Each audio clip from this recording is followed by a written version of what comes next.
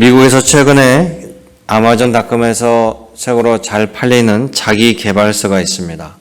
우리나라 교보문고에도 2위를 달성한 책인데요. 제목은 베스트 셀프라는, 즉 최고의 자아라는 자기 개발서입니다. 이 책에서 뭘 해도 잘 되는 사람의 특징 5가지를 말해주고 있는데요. 보면 첫째는 자기 자신을 있는 그대로 보는 사람, 요즘에 하는 말로 메타인지라고 합니다. 즉 내가 뭘 알고 있는지, 내가 뭘 모르고 있는지 자기 객관화를 통해서 자기의 장점과 단점을 제대로 파악하고 있는 사람이 다른 일에 대해서 대응 능력을 세울 수 있다는 거예요. 자기를 잘 파악해야 된다는 거. 두 번째는 끊임없이 배우고 학습하는 사람이라는 겁니다. 뭘 해도 잘 되는 사람은 끊임없이 배우는 사람이에요. 학습하는 거예요. 우리가 신앙생활하는 것도 죽을 때까지 말씀을 듣고 배우고 읽고, 여러분들은 확실하게 학습 하나는 늘 하고 있는 거죠. 세 번째는 미친 실행력을 가지고 있는 사람이라는 겁니다. 뭘 해도 잘 되는 사람은 책에 가면 입만 나불나불 대는 것이 아니라는 거예요. 실행하고 또 실천하고 도전합니다. 실행할 때만 무언가가 일어나는 거죠. 네 번째는 멘탈 갑입니다. 정신력. 이 성경에서 성공한 사람들, 하나님 들어쓰는 사람들은 다 여기에 해당돼요. 예를 들어서 갈렙을 보죠. 갈렙은 멘탈 갑이잖아요. 12명의 정탐꾼이 가나안 땅에 들어가서 10명이 아낙 자손의 강성함을 보고 오금이 저려서 우리 여기 못 들어갑니다 했을 때 갈렙은 뭐라고 그랬습니까? 여호수아와 함께 그들은 우리 밥입니다. 교만한 걸까요? 자만심일까요? 그렇지 않아요. 나중에 85세가 되어서 저 헤브론 산지 아낙 자손을 내가 물리치겠으니 하나님이 약속해 주셨으니 나에게 허락해 주십시오. 그리고 아낙 자손을 보고도 절대 무너지지 않았어요. 마지막은 독불장군이 아닌 팀적인 사고, 함께하는 사고를 가지고 있다는 겁니다. 여러분, 하나 더하기 하나는 둘이 아니고 하나 더하기 하나는 11의 능력을 발휘할 수 있다는 거죠. 그래서 자신과 함께 시너지를 낼 수 있는 사람과 도모하는 사람, 이게 바로 뭘 해도 잘 되는 사람의 특징이라고 해요. 여러분들도 뭘 해도 잘 되는 사람이 되고 싶죠? 그러면 오늘 이 책에 말한 것처럼 철저하게 자신을 알아야 됩니다. 지피지기 백전백승이라고 하잖아요. 그러면서 여기 말씀처럼 늘 배우고 학습하고 또 실천에 능해야 되고 정신을 잃지 않아야 돼요. 그리고 함께 더불어. 오늘 여호수아, 갈렙, 또 운니엘이라는 사람, 이들이 모두 여기에 해당되는 사람이에요. 여러분 모두가 오늘 말씀을 통해서 이런 뭘 해도 잘 되는 사람, 하나님의 은혜가 충만한 사람이 되기를 축원합니다. 그들이 속해 있는 이 갈렙과 운니엘이 속해 있는 유다 지파가 하나님께 커다란 축복을 받고 더 크고 더 놀라운 일들을 행하게 돼요. 오늘 말씀을 통해서 여러분의 모델과 또 여러분들의 배움이 되는 시간이 되기를 주님의 이름으로 축원합니다. 그래서 오늘은 갈렙을 중심으로 유다 지파를 보겠는데요. 유다 지파가 복받는 비결은 첫째는 은혜를 받은 이 유다 지파가 또 더 큰 충성을 통해서 더 큰 은혜를 입게 되는 거예요. 오늘 성경에 유다 지파가 나머지 11지파에 비하여 앞서서 아직 가나안 땅에 정복하지 못한 그 가나안 족속들을 제일 먼저 앞장서서 나서라.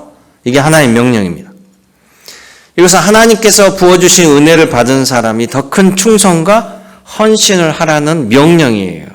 이게 바로 은혜의 선순환입니다.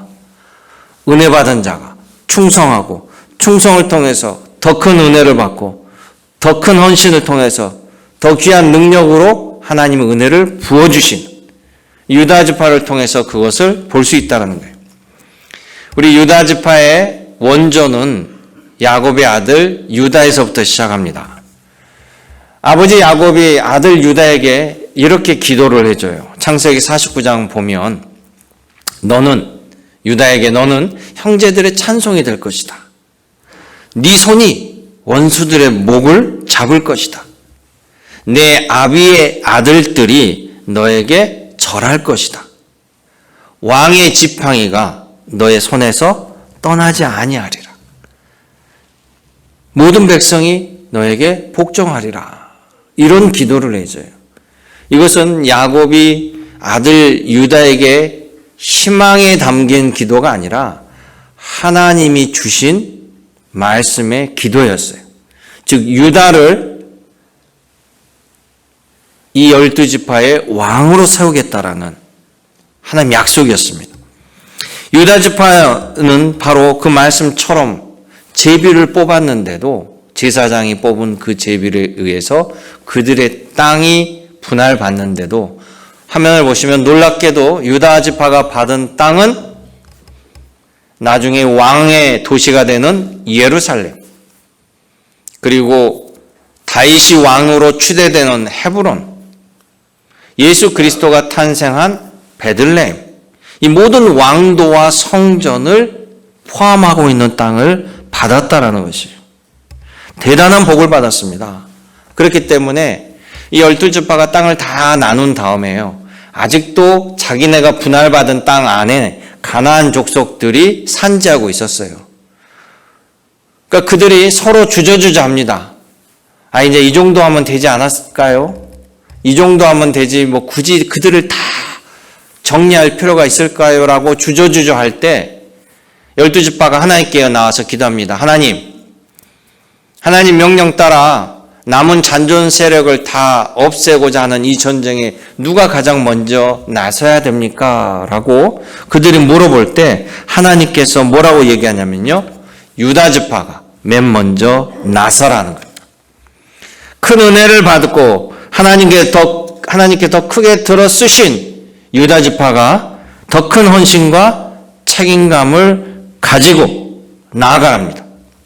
이 말대로 갈렙과 유다 지파가 자신의 지파 안에 있었던 가나안 족속, 브리스 족속을 맨 먼저 치기 시작해요. 그리고 갈렙은 헤브론 산지에 있는 저 아낙 자손들이 점령하고 있는 새 성읍을 차례대로 쳐서 자신의 말대로 다 정복해 버립니다. 이들이 이렇게 나가니까 나머지 11지파들이 유다를 보고 용기를 얻는 거예요. 왜 그러면 가나안 지파 중에, 가나안 족속 중에 가장 강경하고 두려운 존재가 아낙 자손인데, 유다 지파, 그것도 갈렙이 그 아낙 자손을 다 그대로 정복해 버리잖아요. 그러니까 하나님께서 유다 지파에게 맨 먼저 이 일을 행하라는 것은 하나님께서 유다 지파를 인정하셨다는 거죠. 그리고 유다 지파를 충성스럽게 여겼다라는 거예요. 여러분, 그런 영광이 어디 있습니까? 인정을 받고 유다 지파는 기회를 얻은 거예요. 갈렙을 포함해서. 그러면 이 기회를 살려서 잘하면 하나님께서 더 크게, 더 귀하게 그를 들어 쓴다라는 사실이에요. 여러분 믿으시기 바랍니다. 다윗이 사울왕의 뒤를 이어 왕이 된 이유가 있습니다. 자, 다윗은 어린 소년으로 양치기였어요. 산에서 양을 칠 때 자기가 맡겨진 이 양에 대해서 충성을 다했습니다. 막 맹수가 달라들고 여러 가지 어려움과 역경 속에서도 그는 하나님께 기도하는 소년이었고, 또 자기 자리에서 하나님 믿음 안에 충성을 다하니까 맹수로부터 보호받고 지킴을 받았어요. 그래서 이 다윗은 이 모든 것이 살아계신 하나님이 내 기도를 들으시고 나와 함께 하심으로 내가 이 모든 것들을 잘 감당할 수 있었다라는 믿음과 신앙이 생긴 겁니다. 그런데 블레셋이라는 나라가 이스라엘을 침공해 와서 괴롭히기 시작하는데 거기에는 골리앗이라는 엄청난 장수가 있어요. 그러면서 이스라엘의 하나님을 조롱합니다. 너희 하나님이 어디 계시냐? 너희 하나님 계시면 나와보라고 그래봐. 막 이렇게 하는데 이스라엘 군사들이 이 골리앗을 두려워서 아무도 나가지 못하고 벌벌 떨 때 이 소년 다윗이 사울 왕을 찾아가서 그러잖아요. 나를 보내주십시오.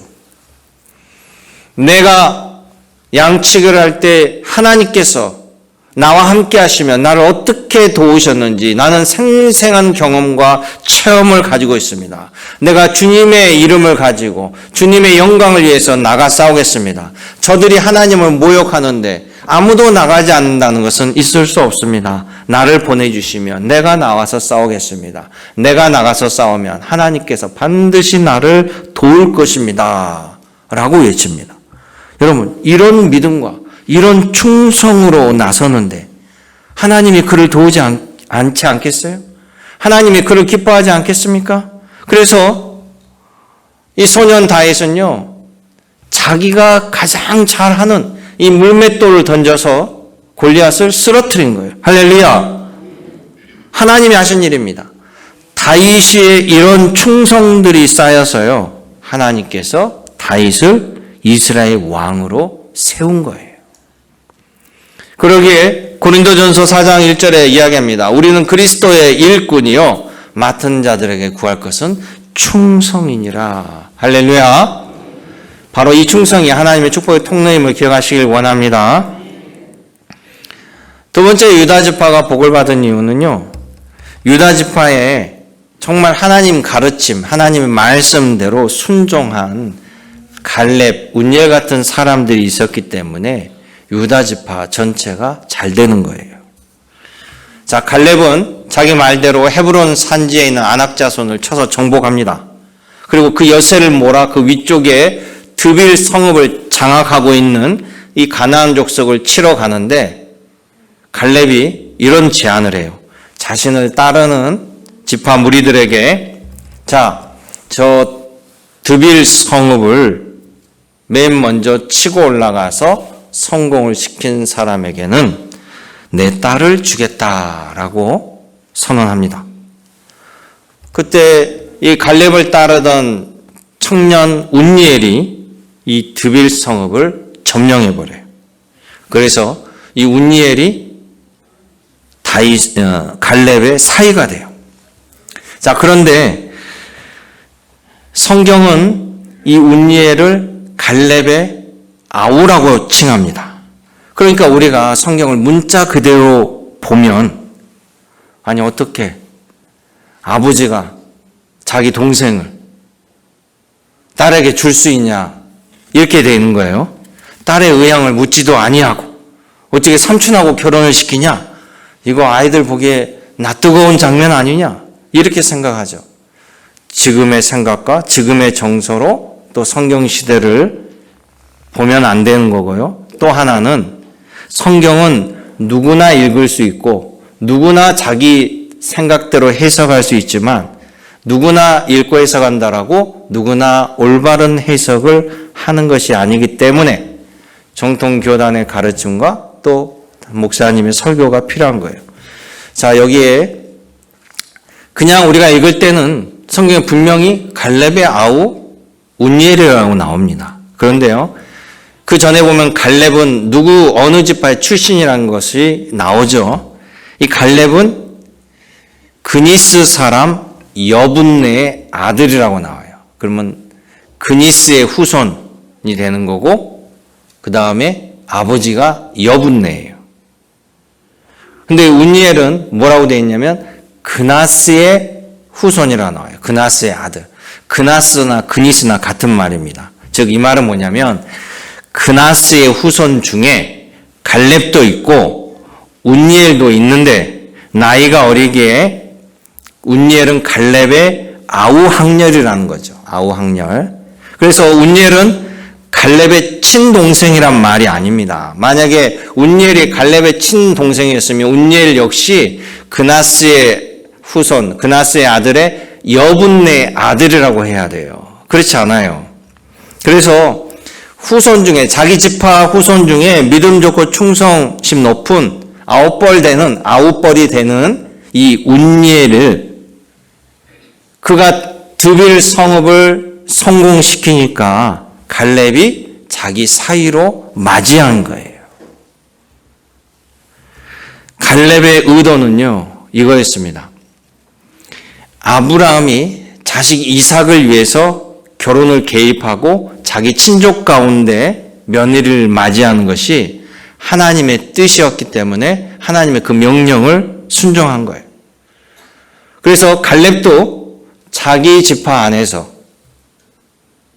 선택을 한 건데 갈렙의 딸 악사도 아버지의 뜻을 알고 순종한 거예요. 왜냐하면 신명기에는 모세가 가나안 땅 바로 코앞까지 이스라엘 백성들을 데려와서 하나님의 마지막 말씀을 전하고 유언을 하잖아요. 그때 유언이 뭐였습니까? 너희는 가나안 땅으로 들어가면 이 가나안 땅에는 이미 농경 문화가 발전해 있고 선진 문물을 가지고 있으니 이스라엘은 애굽의 노예로 살았잖아요. 문화를 제대로 경험할 수 있는 상황이 아닙니다. 애굽의 노예로 살다가 이제 광야에서 40년까지 광야에서 헤매다가 돌았어요. 그러니까 이제 가나안 땅에 들어오면 그 땅에 정착하고 농사를 지르면 그 기술을 배워야 되니까 자연스럽게 그들의 문화에 흡수될 수 있는 거예요. 그러니까 하나님 뭐라고 그러냐면 절대 가나안 주민들과 하나 되지 말고 결혼하지 말고 결혼함으로써 우상을 섬기게 되고 타락하게 된다는 거예요. 그러니까 그 땅에 들어가서 정복하라는 거였죠. 그리고 가나안 땅 주민들은 하나님께 450년 동안 기회를 받았으나 그 기회를 선용하지 못했기에 가나안 땅에 입성하는 것은 이 이스라엘 땅에 들어오는 것은 심판으로 들어오는 거죠. 그래서 하나님께서는 가나안 족속의 우상에 물들까 봐 결국 그러면 하나님의 진노가 임하기에 이스라엘 백성들에게 통혼을 금지했어요. 갈렙은요, 믿음도 좋고 충성도 좋고 용맹스러운 자기 지파 후손 중에 자기 딸의 남편을 사위를 맞이하여서 하나님의 말씀도 지키고 자기 가정도 복을 받고자 하는 그 마음으로 이 운니엘을 결혼시킨 거예요.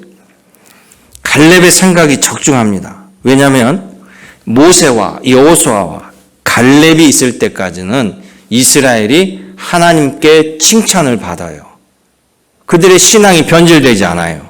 그런데 이 세대가 세상을 떠나니까 하나님 곁으로 가니까 그 후 세대들이 가나안 민족과 결혼하기 시작해요. 그러면서 우상에 물들기 시작합니다. 결국 신앙이 변질되고 타락하게 돼요. 그러다 보니까 그 땅에 외적의 침입이 잦습니다. 결국 사사시대가 도래하게 돼요. 자, 성경을 볼게요. 성경 말씀 보면 이 여호수아서 15장은요. 사사기 1장에 보면 똑같은 내용이 같이 들어가 있어요. 특별히 오늘 아까 우리가 읽었던 이 갈렙 부분은요. 사사기 1장 11절부터 그 내용이 복사판처럼 그대로 들어가 있어요. 그런데 2장 10절에 보십시다. 사사기 2장 10절에 뭐라고 나오냐면요. 그 세대의 사람도 다 그 조상에게로 돌아갔고, 이거는 여호수아 시대의 사람들이에요. 여호수아와 갈렙, 그 세대들이 세상을 떠나갔습니다. 이제 소천했어요. 그랬더니 그 후에 후세들이 그 후에 태어난 다른 세대는 여호와를 알지 못하며 여호와께서 이스라엘을 위하여 행하신 일도 알지 못하였더라. 11절 이스라엘 자손이 여호와의 목전에서 악을 행하며 바알을 섬기며, 그러니까 점점 그들에 의해서 물들어가기 시작합니다. 그러면서요 사사기 3장 6절에 이런 말을 해요. 가나안 족속 남자들과 이스라엘의 여자들이 또 이스라엘의 남자들과 가나안 족속의 여성들이 자기의 아내로 삼으며 자기의 남편을 삼으며 그들의 신들을 섬겼더라. 하나님께서 모세에게 경고한 그 말씀이 현실로 일어나 버립니다. 이제 그러면서 사사시대 그들이 어려움을 당하기 시작해요. 사사시대는 뭡니까? 이스라엘 백성들이 침공당하고 외적에 힘들고 고통당할 때 울며 부르짖자 하나님께서 그들을 긍휼히 여겨서 그 이스라엘을 외적으로부터 구해줄 사사를 세우는 것이 사사기 시대예요. 이 사사는요, 하나님의 선지자 역할을, 하나님 말씀을 전하는 선지자 역할과 군대 총사령관 역할을 겸한 것이 사사입니다. 선지자는 하나님 말씀을 대언하는 거고, 제사장은 제사를 집례하는 거고요. 사사는 하나님의 말씀을 전하면서 동시에 군사적인 총사령관으로 전쟁을 통해서 이스라엘을 구원해낸 사람들이에요. 자, 그들이 울고 불고 하나님께 매달아 하니까 하나님께서 이제 이스라엘을 건질 사사를 세우기로 작정하셔요. 불쌍히 여기사. 그러면 여러분들이 하나님의 입장이라고 생각해 보시죠. 과연 어떤 사람을 하나님께서는 사사로 세워서 이스라엘을 구원시키려고 할까요? 하나님의 입장에서는 당연히 하나님을 잘 믿고 충성할 사람을 세우겠죠. 또 모세에게 준 신명기 말씀, 하나님의 율법 말씀을 잘 지키는 사람을 세울 거 아닙니까? 즉 하나님이 믿고 쓸 사람을 찾을 거 아니에요. 여러분이 사업을 하든 공무원을 하든 리더가 되면요, 대장이 되면 어떤 직원을 쓰겠어요? 일을 맡길 때 첫째는 그 일을 잘 해낼 사람, 충성할 사람, 내 뜻과 내 의지를 제대로 반영할 사람, 시켜놨던데 자기 멋대로 해버린다든지 엉뚱한 일을 할 사람을 뽑지 않죠. 또 성실한 사람이야 돼. 맡겨놨던데 도둑질을 다 해버려. 그런 사람 안 될 거 아니에요. 마찬가지예요. 그런데 이미 사사시대는 타락한 시대라니까요. 그러면 그런 사람을 찾기가 매우 어렵다는 거잖아요. 그럼에도 있었습니다. 그럼에도 있었어요. 그 사람이 바로 운니엘이에요. 놀랍지 않으세요? 바로 유다 지파의 후손 갈렙의 사위 운니엘이 맨 처음 사사로 뽑히게 되는 거예요. 할렐루야. 갈렙이 하나님의 말씀을 지키고 그 말씀대로 믿음의 사람을 사이로 구하고 그 가정의 복을 받고 또 운니엘이 하나님께 칭찬을 받고 그가 사사로 세워져서 그가 속한 유다 지파가 이스라엘 전체를 구원하는 구원자가 된다는 거죠. 꼬리에 꼬리를 무는 유다 지파의 축복이 임하게 된다는 사실이에요. 그러니 이 갈렙의 눈이 얼마나 복된 눈이고 갈렙에게 칭찬받은 운니엘은 결국 사람에게도 칭찬받고 하나님도 인정해주는 사람이 되었다는 사실입니다. 그러니까 하나님에게 인정받고 사람에게 인정 못 받다? 그것도 말이 안 맞죠. 사람들에게는 인정받는데 하나님에게 인정받지 못한다? 그것도 옳은 것이 아닙니다. 믿음의 사람이란 하나님께 인정받고 사람들에게도 인정받는. 그러기에 사랑하는 성도 여러분, 내 가정의 신앙은 내가 지킨다는 마음으로 가족의 믿음에 충성하고 여러분 신앙을 위해서 솔선수범하여 하나님이 채워주시는 은혜가 바로 여러분의 축복의 통로가 되어서 유다 지파의 갈렙 가정처럼 대대로 이어지기를 여러분 가정에 하나님의 축복을 축원합니다. 아멘. 마지막 세 번째 갈렙이 포함된 유다 지파가 복을 받은 이유는요. 이 유다 지파의 운니엘이 최초로 사사가 세워졌고 그 운니엘 때문에 이스라엘에 40년 동안 평화가 왔다라는 사실입니다. 제가 사사기 3장 10절 11절 말씀을 읽어드릴게요. 여호와의 영이 그에게 임하셨으므로 그가 이스라엘의 사사가 되어 나가 싸울 때 여호와께서 메소포타미아 왕 구산 리사다임을 그의 손에 넘겨주심에 운니엘의 손이 구산 리사다임을 이기니라. 그 땅이 평안한 지 40년에 그나스의 아들 운니엘이 죽었더라. 아멘. 이 말씀은 그가 사사로 부름받아서 메소포타미아 왕 구산왕이 이스라엘을 가나안 땅을 들어와서 괴롭힌 모든 것들을 물리치고 운니엘이 사사로 있는 동안 운니엘을 통해서 하나님 말씀을 받으며 백성들이 하나님 안에서 40년 평화를 누렸다는 사실. 그러니까 운니엘은 맨 처음 갈렙을 따라다닐 때부터 또 갈렙의 사이가 되었을 때나 일관되게 하나님의 말씀에 충성한 일꾼이었어요. 세상이 변해도 운니엘의 믿음은 변치 않는 한결같은 신앙을 가졌습니다. 세상이 다 타락하고 주변이 막 우상에게 넘어갈지라도 어떠한 상황 속에서도 하나님을 실망시키지 않는 운니엘은 결국 사사로 부름받게 됐다라는 거예요. 많은 사람들이 성경을 읽으면서 왜 이스라엘 백성들은 하나님의 백성이라고 하면서 왜 가나안 땅에 들어가서 왜 바알을 섬기고 왜 아세다롯을 섬기고 왜 우상에게 넘어갈까? 나 같으면 안 그럴 텐데 그렇게 생각하잖아요. 그런데 여러분, 개구리가 처음부터 뜨거운 물에 집어넣으면 죽지만 30도, 31도 조금씩 올릴 때는 한참 뜨거워져도 그 전에는 죽었던 온도지만 버티는 것처럼요. 이게 가랑비에 속어 젖는다고 이게 우상인지 아닌지 문화로 넘어가는 거예요. 자, 가나안 땅에 들어가서 농사를 지으려면 농업 기술을 배워야 될 거 아닙니까? 그 땅의 사람들에게 제일 처음은 모르기 때문에. 그러면 그 사람들이 농업 기술만 가르쳐 주는 것이 아니라 이렇게 해서 농사가 풍요를 얻으려면 우리가 이 비의 신에게 제사를 드려야 된다. 그래야 비가 나온다. 또 열매의 신에게 우리가 제사를 지어야만 우리가 이 방식대로 가나안 족속들이 우리가 이 방식대로 해와서 농사를 지었기 때문에 너희도 이렇게 해야 된다. 그러니까 그렇게 하면 되는 줄 알고 그게 우상 섬기는 것인지 모르면서 조금씩 빨려 들어가는 거예요. 그러면서 나중에는 그냥 전능하신 하나님, 창조자 하나님은 계시지만 비는 바알 신이 준다. 그리고 풍요는 아세라 여신이 내려준다. 이렇게 세분화돼서 하나님도 섬기고 아세라도 섬기고 바알도 섬기면서 물들어가 버리는 거예요.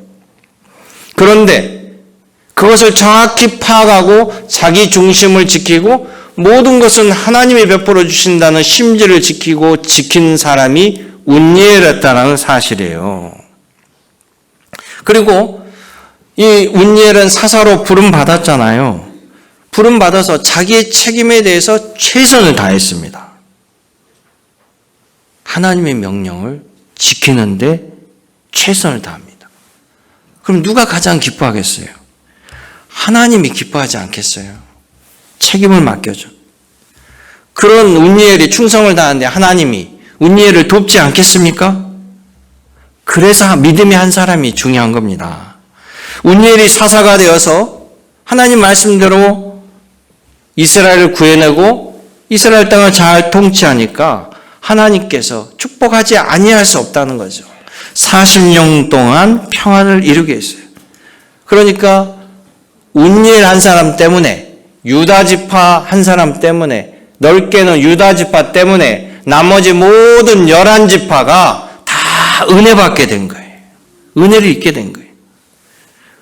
그래서 이 운니엘은 자신의 헌신으로 갈렙도 높여드리고 유다지파도 높여드리고 하나님도 만방에 높여드리는 사람, 또 그런 갈렙을 발굴하여서 또 잘 키웠던 갈렙도 영광을 받게 되는 거예요.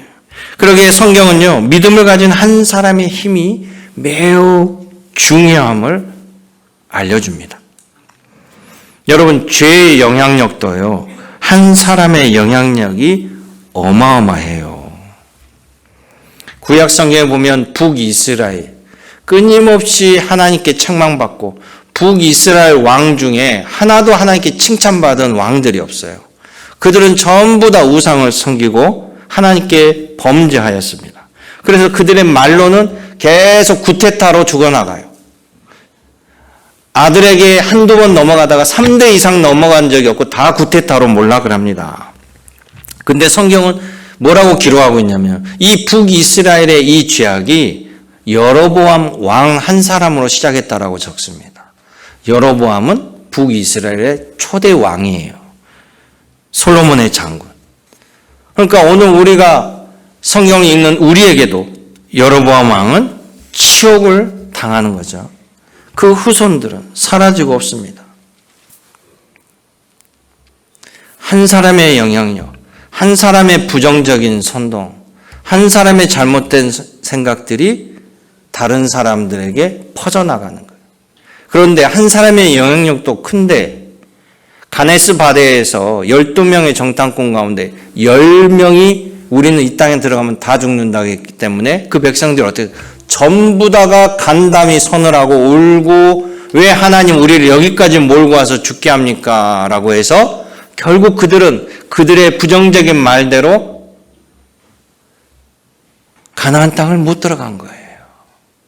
하나님 말씀대로 소망과 희망을 가지고 이 땅은 하나님이 주신 축복의 땅입니다 했던 여호수아와 갈렙과 그 후손만 들어갔다는 사실입니다. 오늘 운니엘 한 사람으로 말미암아 이스라엘 전체가 구원을 받고 태평 성대를 누리게 되듯이 우리에게도요 위대한 한 분 때문에 우리는 구원과 영생을 약속받았습니다. 그분이 누굽니까? 바로 그리스도 예수님이십니다. 우리가 예수님 때문에 우리에겐 부활의 영광이 있는 거예요. 로마서 5장 17절에 이렇게 합니다. 한 사람의 범죄로 말미암아 사망이 그 한 사람을 통하여 왕노릇하였은즉 더욱 은혜와 의의 선물을 넘치게 받는 자들은 한 분 예수 그리스도를 통하여 생명 안에서 왕노릇하리로다. 아멘. 하나님께 순종한 이 운니엘이 이스라엘 땅에 40년 평화를 가져다 주셨듯이 유다 지파의 후손으로 오신 예수님, 하나님께 충성함으로 말미암아 그분은 평화의 왕으로 오셨다라는 거예요. 우리가 죽을 수밖에 없는 죄인에게는 절망과 공포밖에 없습니다. 그런데 예수님 때문에 우리는 평화의 자녀가 되었고 평강의 자녀가 되었고 또 영생과 구원의 자녀가 되었다는 사실이에요. 여러분 예수 그리스도로 말미암아 의인이 되셨다는 사실을 기억하시기 원합니다. 죄인인 나를 의롭다라고 칭하여 주신 거예요. 그래서 기독교는 스스로 도 닦고 도인이 될 수 없어요. 하나님께서 나를 도인으로 인정해 주시고 바꿔주심으로부터 도인으로 출발하는 거예요. 예수님 한 분만으로 여러분은 구원과 영생을 누림을 기억하시길 원합니다. 그렇기 때문에 이렇게 큰 은혜를 받은 사람들은 첫째, 더 큰 책임을 다해야 된다는 것. 둘째, 하나님의 말씀, 성경의 가르침에 충실할 때 하나님 말씀대로 복이 임한다는 사실. 세 번째는 주님 앞에 믿음과 충성이 한결같을 때 하나님이 주시는 평강을 여러분들이 누리게 된다는 사실입니다. 사랑하는 성도 여러분, 우리들의 신앙의 여정은 아직 끝나지 않았습니다. 오늘 예수님의 발자취를 따르는 이 사순절에 주님의 뒤를 따르는 하루하루가 되기를 간구드립니다. 유다 지파의 복이 바로 여러분들의 복이 되고 갈렙의 믿음이 여러분 가정의 믿음으로 이어져서 여러분 가정 위에 자녀 위에 은혜와 복이 꼬리에 꼬리를 무는 축복의 길이 함께 하시기를 그런 가정들 되시기를 주님의 이름으로 축원합니다. 은혜롭고 자비로우신 아버지 하나님, 오늘 갈렙처럼 운니엘처럼 하나님과 세상의 기쁨으로 믿음으로 인정받은 귀한 가정의 자녀들로 삼아 도와 주옵소서. 언제나 함께 하신 예수님의 이름으로 기도드렸나이다. 아멘.